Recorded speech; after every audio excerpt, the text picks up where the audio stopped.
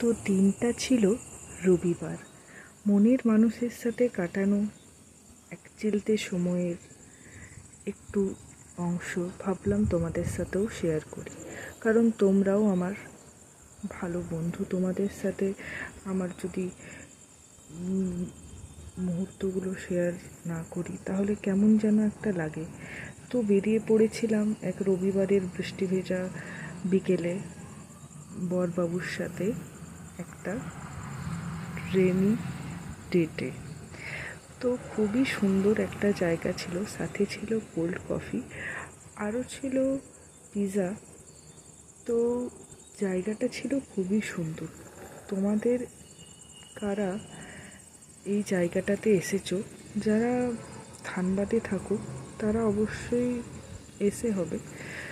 তো এই জায়গাটাতে আমি সেদিন গেছিলাম প্রথমবার। জায়গাটা আমার ভীষণ পছন্দের লেগেছে।